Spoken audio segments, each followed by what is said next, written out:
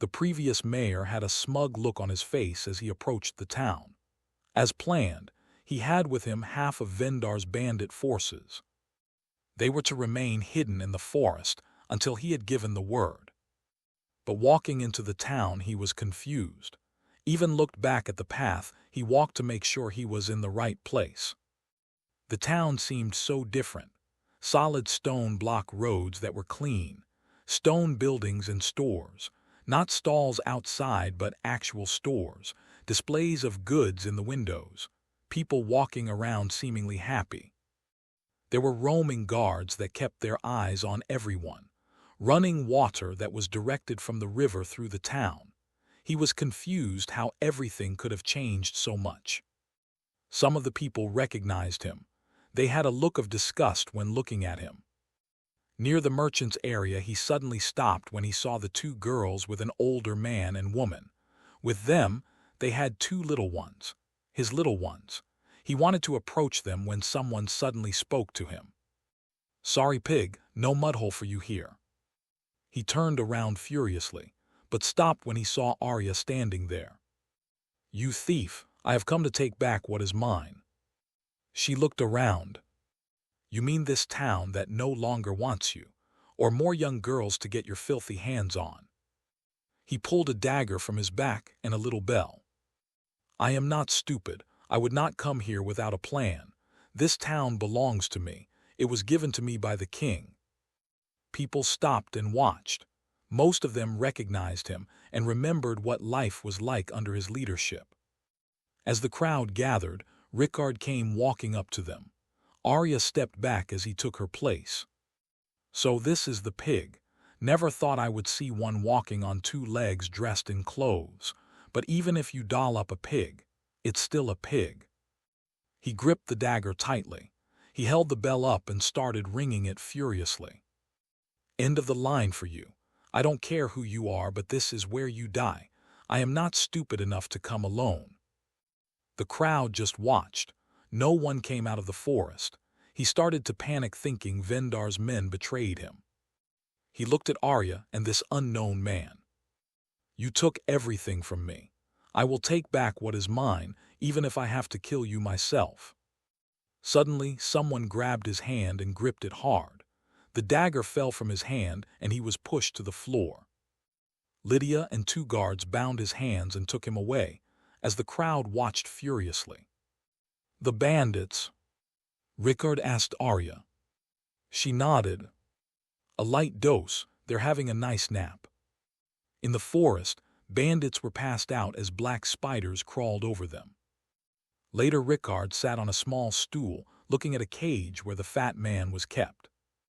"Who are you supposed to be? That bitch's bodyguard." "Rickard, lord of this town, and that bitch is my daughter." He flinched. His attitude changed from pride to careful. "You cannot keep me like this. Vendar will come for me, and he will destroy this town unless you let me have it back. He is a ruthless man." Rickard just shook his head. "That is not happening. This Vendar you fear is but an obstacle to me. Look around at this town. This is but a fraction of what I can do. Sadly, you will not get to see what evolution looks like." He stood up to walk away as he started shaking the cage, demanding him to return his children to him. Rickard glared back at him. "Your children? Sorry, we have no idea who you're talking about." He wanted to say something else from within the cage. Rickard turned and looked back at him. His eyes started to glow white. "You have no idea what I am capable of, fat man. You think some bandit is enough to stop me. Perhaps you should bring an army of dragons instead to make it a challenge." Far away, in a canyon, the dust had settled from a ruthless battle. Hundreds of bandits dead, and a big muscular man in pain. He looked at Roxy, who had ended the fight by cutting off his arm. She was told he would be weaker, but not how. Arya had been secretly weakening him with little bites from one of her drones. Her own bandit group was out there, making sure every bandit that was loyal to him was dead. "It's over, Vendar. This is where you and your rule ends." He laughed a little as the pain shot into his shoulder. Look at you, little Roxy, the perfect whore. You should have joined me instead. Together we could have walked a path to take over this country." She lifted her sword covered in blood. "You were holed up so long in your canyon that you lost sight of what was happening out there. You let some fat fool convince you to take back his town without knowing a monster rule that town now." She let out a sigh, feeling the sting of her own wounds. "End of the line, Vendar. I am to allow you to retreat if you walk away." He suddenly burst into laughter, pushed himself up on his feet with his sword in his other hand. "No, I am Vendar. I will never be defeated by a whore." He lifted his sword for an attack. His actions were more like a wild animal as he screamed out in fury. Roxy just readied herself and cut him down with ease, taking the role of bandit lord for herself. The next day, Roxy and her band met up with Rickard just outside of town. She was still sore from her battle, but word would soon spread that she was the one that defeated a bandit lord and has taken his title. Rickard was calm, which annoyed her a little. "It's annoying that your plan worked out so well. Perhaps you should be the one I need to watch out for next." He barely showed emotion. "Perhaps you would be a fool not to be ready for anything." He handed her a bottle of booze and nodded over to a cage on a carriage. She walked up to the cage, seeing the well-rounded man sitting in there. Rickard stepped closer as well. He enjoyed abusing slaves for so long. I think it's only fair he gets to experience it for himself. Now, I don't allow slave ownership in my territory, so feel free to sell him somewhere else and keep the coin for yourself." He handed her a scroll as well, which contained their agreement. "Feel free to deal with the other bandits of Vendar as you wish, as long as our agreement is not broken." Her men led the carriage away as she simply nodded. With the ruthless bandit lord dead, smaller groups decided it was their time to grow. Hunters returned with plenty of game they spent the night tracking. There was a feast in town for everyone to join. Rickard stood on an elevated podium, giving him a view over the gathered crowd. "I thank you all for giving me this moment to share some news with you." The crowd got quiet and listened. Maya and Arya standing behind him with Lydia on one side as head of security. "I am sure you have noticed our new bandit visitors. You have nothing to fear. They are under contract with me. If any of them cause problems, the contract will be off, and we will retaliate. They are bringing in a strong flow of income into our town." Which brings me to my second point. I am proud to announce that our town is officially self-sustained. Our treasury has profit, which means we can further upgrade our town and the livelihood of our living situation. People whispered to each other with visible smiles. "Now I will give the podium over to our secretary. Please enjoy the feast." Rickard stepped down as Maya took over. The crowd loved her as she explained a plan that had been discussed before, the building of a school. But this simple battle that was over was just the start.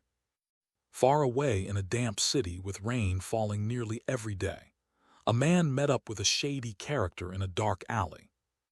2 gold coins for the passes, 1 for himself and 2 for his daughters. "You sure this will get me past the gate?" "You bet. My work is the best in the city, but I must ask, where are you planning to go? There is no better place out there, remember. That is what we were told." "Perhaps, but I have done several jobs out there for the boss, which is why I am making this move. There is something out there. Perhaps only rumors, but a chance I have to take." The shady man just shrugged. "Can't blame you. I prefer to stay here, though. Business is good when people are desperate." Before he could say anything, the shady man just stepped out into the rain and walked off as a guard walked past. He looked down at the documents. Then he looked up at the big building in the distance where the Baron lived. Later he returned home, a small apartment with a single room. That was considered a luxury. His 2 daughters shared the room as he just slept on the sofa. He used to prefer working for the Baron given his skills and reputation. But things have changed. His obligations changed. 2 days later, with but a backpack each, they stood by the gate as the guard checked their documents. The wait made him nervous, but playing a poker face was easy for him. The guard looked at him, barely able to see his face under the hood. Then he looked at the two girls, young teenagers. He handed them their documents and nodded. Another guard opened the gate, allowing them to step out. As they walked away from the dark city, a strange feeling rested on him. They had nothing but a few things in their backpacks and a rumor to go on. Rickard returned to the market to purchase 2 more slaves. 2 women with household experience. As he paid the slave trader, a slave from the cage stepped forward, her hands bound to her feet with chains. "Master, please purchase me as well. Mana will benefit you well." He looked at her. A bit of a rounded lady, it seems she was well taken care of by her previous owner, not someone who would be purchased for bedroom fun. She had curly hair and a strong look in her eyes. The slave trader cleared his throat. "Please pay her no mind, my lord. It seems one of my goods has lost her mind and respect. I will deal with her. My apologies." He stepped closer to her, ignoring the slave trader. "And why should I purchase you? Can you really benefit me?" She nodded without hesitation. "Mana will take care of your house. Put Mana in charge of your slaves, and you will see good work." The slave trader clicked his tongue. He flicked his hand for his workers to silence her as she was speaking out of place, but Rickard held his hand up to stop them. "Very well." He handed the slave trader 2 gold coins, which was more than what she was worth on the market. Even Arya was a little surprised. They prepared her and got her out of the cage. Before they could put on her chains so she could walk, she looked at him. "No need to bound my legs, master. Mana wants to follow." The slave trader wanted to lash out at her, but again Rickard nodded at the workers. "No chains, let her walk free." They looked at him like he was crazy. Slaves would run the first chance they got if they were not restricted. The slave trader just shook his head and gave him the contracts. Returning home, the slaves kept their heads low, but Mana held her head up with her hands neatly in front of her. She followed without any complaints. Once they reached the mansion, one of the servants awaited them. "Welcome back, my lord and lady." He nodded and gave them the end chains. "Get the girls to the quarters and have them clean up. I will call for them later." She nodded and led the 2 slaves around to the back of the mansion. He had asked Mana to go with him instead. In his office, Ren prepared a drink for him as he sat behind his desk. Mana simply stood there quietly. "So here we are. Now explain how you can benefit me." Mana nodded. "As you wish, master." Mana had overseen servants for 10 years, used to belong to a strong lady who had passed away. With Mana in charge, you will have no worries, discipline and manners. Master's servants will be taken care of and taught well. He nodded. "So you wish to take responsibility for my servants, am I correct?" "Yes, master, give Mana a chance, I will treat them well. I have seen the girl you spoke to, she was a slave also, she smiled, looked healthy. Mana will be good head servant if you allow it, master." He sat back in his chair. "Very well, then let me ask you this. After serving me for 2 years, what will you do?" "I give my slaves a new contract. Work for me for 2 years and I will free them from the slave contract." She did not hesitate. "I will serve master. It is all Mana knows, for as long as I am able, even if for the rest of Mana's life. Mana enjoys serving good master." His eyes narrowed a little. "And you believe I am a good master?" Mana does not know, but feels master is good. He stood up and walked over to the fireplace. He tossed her contract in the fire. The collar around her neck snapped free and fell to the floor. "So be it. You are free now. You may leave or you may serve me as the head maid.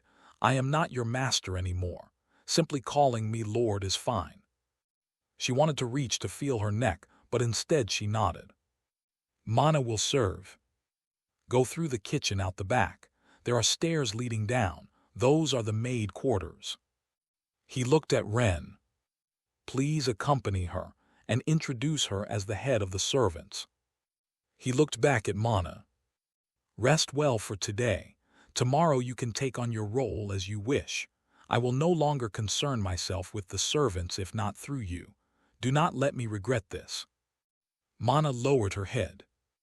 "As you wish, my lord. Mana will do good work." The next day, Mana walked through the mansion alone. She was looking around every room and corner, familiarizing herself with the place and making notes. Later that afternoon, she gathered the girls in the hallway and started giving them tasks.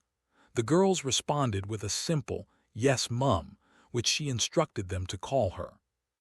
Even Rickard and Arya started calling her Mum, which she responded to more than her own name. She was also the only servant allowed to leave the mansion yard and go into town, as she always returned, which brought up the day when she returned with information. Several days later, Rickard returned to the slave market. There in a cage, he saw a young man holding a little girl close, glaring at everyone. The slave trader sighed. "Stupid animal." He looked at Rickard, seemingly annoyed. "Forgive me, my lord. This thing is on his way to a quarry." "And the girl, what's up with her?" The trader let out a sigh. "Yes, that is how they were purchased, my lord. Seems like the girl is his prey. Hard to believe she is not pregnant yet. We tried to get her free from his grasp, but he lashes out like an animal. Personally, I don't care. The quarry takes any slave that no one wants." Rickard was quiet for a moment. He simply looked at them in the cage. "How much you want for them?" The trader looked at him. "My lord, no need to trouble yourself with this thing." Rickard met his eyes, which caused him to stutter a little. He cleared his throat. "Since he refuses to let the girl go, they sell as a pair. But the price is only 500 silver, since no one wants to deal with this mess." Rickard held out a single gold coin, which shocked the trader. "Take the coin. Consider it a discount on my next purchase as well." The trader gladly took the gold coin, as he was able to get rid of this problem. "As you wish, my lord." Only this time, he instructed the cage to be delivered to his mansion, to avoid trouble for getting them out. From there, he went to the city center to meet with Maya.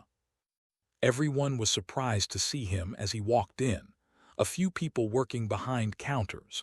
One of the ladies led him to the back office where Maya was. He stepped inside as she got up to welcome him. "My lord, what brings you here?" He sat down on one of the chairs. "Just came to check in. How are things here for you?" The quick visit changed into lunch together, as she gave him an update on the town. The school was already near completion. Information was sent out with merchants for teachers who would like to come for an interview. A new start in a new town for them, as she put it. There was still much missing from the list he provided for her to be on the lookout for. A leather smith and a doctor were top of the list as the highest priority. Given how many travelers and merchants used the town as a halfway resting point, income was strong into the treasury. They loved the food, proper and clean inn and security. There was also the factory, where DP blocks were being made and stored for future projects. There were plans for a new company to start recruiting hunters as well. They suddenly had so much work and not enough workers. It was like the town was growing too fast for the population to keep up. Only 3 families have moved to the town recently, as the merchants spread the word. Winter has come around, coating the forest, Pine Gulf in a blanket of snow. The smith had taken it upon himself to recharge fire crystals used in homes for warmth, as he learned from Rickard. Mum kept a sharp eye on the mansion, not a speck of dust found anywhere. The temperature managed to keep the place warm and the girls healthy. Rickard and Arya stood in the big room at the furthest point of the hallway, which was beneath his room. He came up with the idea of making a library for his research. Everything they did in the town was to be written down and stored in the library. He also planned on ordering books to further his knowledge. The completion of the school was just on time. The last window was nailed in just as the snow started to fall. Looking out over the town, it looked like a fairy tale. The stone block roads being cleared of snow and salted, roofs strong and covered in white fluff. The people could not be happier about their living conditions as they were protected from the elements better than ever before. It had been some time after the ordeal with the bandit lord. Roxy had been busy expanding her territory around the forest as agreed upon. She and her band kept the roads clear of problems and attacked any other bandit clan that showed up. The forest was still somewhat of a problem, as the beasts and monsters that roamed the forest did not understand boundaries. There were plans to extend the stone block roads all the way to the edge of the forest. Financially, that had to wait as there were other tasks prioritized. 2 guards stood ready as 3 people approached. Snow rests heavily on their coats. The guard stepped forward. The man removed his hood, revealing his face. Rickard opened the door to see the snow covering the ground. Arya did not even attempt to go out. The fireplace was going nicely, and she claimed her spot nearby. Walking down the road, the feeling of the town was different. Stores were open and people dressed warmly. Most of the work was put on hold due to the snowfall. At least the town had enough food stocked. Outside, the smith's house crystals covered his yard, an idea he came up with when the snow started to fall. The smith wasted no time to act on this plan. One of the guards came up to Rickard. "My lord, a moment please." He looked at the guard and nodded. They went to the town center, where Maya and Lita awaited him. Maya stepped forward. "My lord, thank you for coming. We got someone here who wishes to meet with you directly." They led him to one of the rooms. Inside was a man with 2 young girls, backpacks and coats lined up against the wall. The guy stood up. He seemed tired. He lowered his head, giving a proper greeting. Even the 2 girls stood up and bowed their heads. "My lord, I am honored to meet you. Thank you for taking the time to meet a mere civilian as myself." Rickard nodded to the chair. "Please sit. What brings you to want to meet with me personally?" He asked for his daughters not to be present in the meeting. Maya stepped forward. "Let me take them. I will get them a warm drink and a snack." He nodded for his girls to go. They carefully stood up and followed her out as Lydia closed the door behind them. She rested her hand on her sword and stood guard in front of the door. "Very well. Let's start with your name and why you are so nervous." The man rested his hands on the table. He was oddly calm even though his speech was nervous.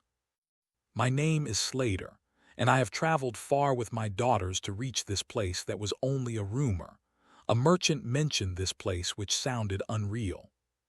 But I must ask, my lord, if I offer information, may I ask for aid for my daughters at least? I have given up the little we had in search of this rumored place." Rickard sat back in his chair. "I see, so the merchants did what I paid them to do. Very well, and what is this information you offer?" Slater placed his hands flat on the table. "There are nobles who made contact with an unknown group, the same group that assisted the king and knights to win the war against the dwarves. Yes, it's not unbelievable that there are other people out there. It is a big world after all." Slater shook his head. "Not to the people of this country, my lord. Most believe that the world consists of only this country and the 2 islands." Rickard let out a little sigh. Before he was sealed, there were plans to set out and explore other countries out there. Something must have happened. "My lord, I also learned that this group provided strange weapons which could take a life from a distance, said to spit iron balls that pierced wooden shields. A heavy, uneasy feeling boiled up from deep within Rickard. And this is how the knights won the war. That is what my information provides, my lord. He stood up. All right, give me a moment. He stepped out and took Lydia to one side. Lydia, as you were the head of the knights, can you tell me about these strange weapons the knights used against the dwarves? She nodded. Yes, a mysterious group offered to bring weapons to the battlefield. I was not there due to a meeting with the king, so I have not seen them myself. Apparently, after the war, they took their weapons and was not seen again. He nodded. He went to Maya and called her to her office. She noticed he seemed worried. Everything okay? Maya, take this man and get his information. Then set him up in one of the empty homes. I suspect he is a spy that fled his home. Someone with a skill like that can benefit me. She got her documents ready and got right on it. Later that day, Slater and his daughter stood in their new home. He was confused. He did not expect them to get home. Maya explained to him that Rickard requested to meet with him again at a later date, but for the time being they needed to focus on getting rest. Back at the mansion, Rickard sat on the sofa near the fire. Arya sipped her drink. She overheard the conversation through one of her little spider drones. Do you think those weapons are the firearms you warned the alphas about? It sounds like it, but it's still the primitive version. I am very curious about this mysterious group and why did they turn on the king? To destroy an entire city sounds like punishment for betrayal or something else. But what? To prove a point maybe. Being so far south gives us time to prepare. But how do we stop weapons that can pierce wooden shields? Arya asked. Rickard closed his eyes. That's not a problem. I am more concerned about where they got the information to make such weapons. The sound of wood crackles in the fireplace as he watched the flames dance. First morning in a new town. Stepping outside, Slater stopped when he saw the elf lady standing there. She was just about to step to the door to knock. She gently bowed her head. My lord wishes to meet with you if you have a moment. He looked back at his oldest daughter standing there. He gave her a gentle nod and stepped out. Moments later, they stepped into the office as Rickard sat behind his desk. Slater, glad you could make it, please sit. Ren prepared them both a drink as he opened a scroll. He pushed it over to him. I want to offer you a job I think will be suitable to your skills. Slater looked at the scroll and felt a strange sense of panic. He looked up at Rickard, seeing him waiting patiently. My lord, you knew how. It seems I am correct. The information you shared is not something anyone has access to, so I puzzled a few things together. What else could you be other than a spy? Ren placed 2 cups on the table. I am no fool and not to praise myself, but I am very good at what I do. But for you to have figured it out so quickly. Rickard sipped his hot drink. I think you will find I am not like other leaders or nobles. I have a goal and no one will stop me. Slater kept reading the employment contract all the way through. He sat back in his chair, allowing his thoughts to run for a moment. The monthly salary of 20 gold coins was a lot of money, far more than he ever made previously. What do you want from me? The contract notes my position as agent, nothing about what I will be doing. Rickard placed his cup down. Information has value. Information can topple an empire. Information can easily be stronger than an army. Thus, I want you to use your skills not to sabotage, but only gather information. He stood up as always and walked over to the window. Take the scroll with you and think about it. We are currently taking on new applicants for a school for your daughters to join. Only the basics for now. Read, write, and mathematics. The town is safe, and there will even be a live-in servant at your home to make sure they have well-prepared meals every day while you are away for work. I will not hold it against you if you do not wish to take this position, but if you do, I ask you to trust that your daughters will be safe and taken care of. All I am asking is to use your talent to gather information for me, nothing more." He closed the scroll and held it in his hand. "Give me time to think. My daughters have been through much." Later that night he sat with his daughters having a light dinner. His finances were a little tight. He was grateful to have a home he did not have to pay for at least 2 months, a gift as Rickard called it. That night his 2 daughters slept in their own room, though they only had a bed each and a table in the kitchen which was available for every house. It felt warmer than where they were from. Slater sat up most of the night just thinking. The next day, Rickard looked at the scroll, signed and his name was written out. He nodded his head and gave the scroll to Wren. "Very well. From now on when you are on a job, you are simply going by the name Agent. I know you have honed your skill and mastered it, but there is a few things I want to go over with you before I send you out on your first job." He nodded to Wren. She went over to the door and opened it to let a servant join them. "Her name is Lifa, and she will be assigned to your home.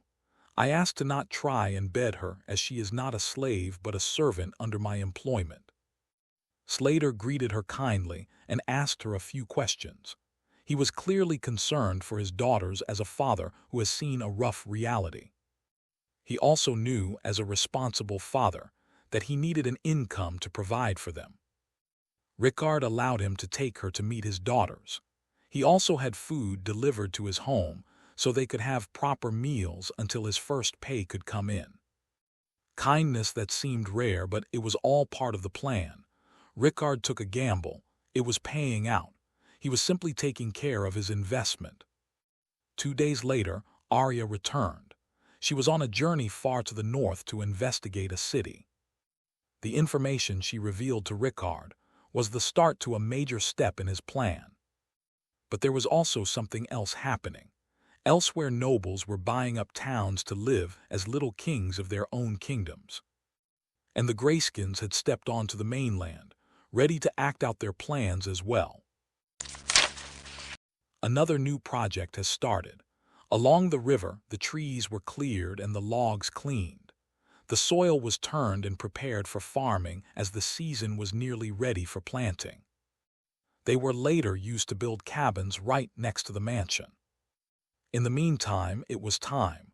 He had given the 2 of them time to get used to them, but they could not be caged up forever. Outside at the back of the mansion, Rickard, Arya, Wren, Mum, Maya, and Lydia gathered. The young man in the cage glared at them as he held the girl close to him. "I don't see how you are going to deal with something like this. Just looking at this makes me feel uneasy," Lydia explained. Maya nodded along. Rickard smiled, however. He reached down and unlocked the cage. Then he stepped back as his eyes met his glare. "I believe everyone is mistaken completely about this situation. Isn't that right, Colt?" The young man in the cage lifted his head a little. He reacted to what he said. "What do you mean?" Maya asked. Arya recognized the look in her father's eyes. He figured something out. "Everyone seems to think this is a predator protecting his toy, but that is not it at all. They are siblings." Everyone gasped nearly at the same time. Maya stepped forward a little. "Siblings, are you sure? I mean, how?" The young man in the cage suddenly calmed down, revealing a different expression, much calmer than the one he had on like a mask every time someone came near. He looked at the girl in his arms. Zinnia, his little sister, was under his protection all this time. I have nothing but respect for him for protecting his little sister all this time. You can tell by their eyes. Both have the same mark in their iris. Maya and Lydia leaned closer to see for themselves when the young man spoke suddenly for the first time. "That doesn't mean I am letting you put your hands on her, mister. I will fight for her." Rickard held his hand up to give them space. As I expect you to. I have no intentions on splitting you two. All I want is for you to step out of the cage. They held still for a moment. Then Colt slowly came out of the cage, still holding her close. Standing upright, he seemed like he was in his early 20s maybe, and the girl seemed younger, 15 perhaps. I know what you guys do to girls. I won't let it happen, he said. Rickard nodded. Good, then I will leave her safety in your hands. I am more interested in your knowledge. He held the contract up.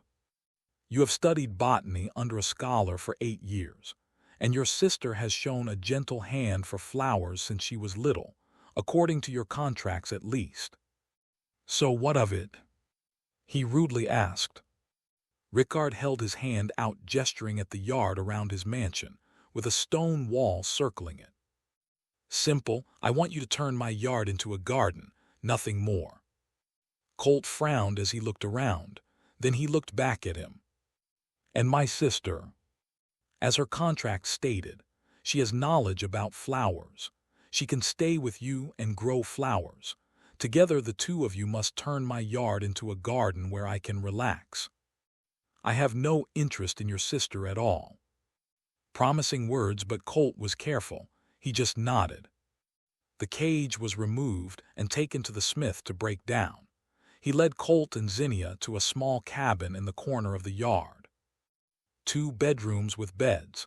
Your meals are part of the staff that works in the mansion. The wall is enchanted with the same seal that is on your contract.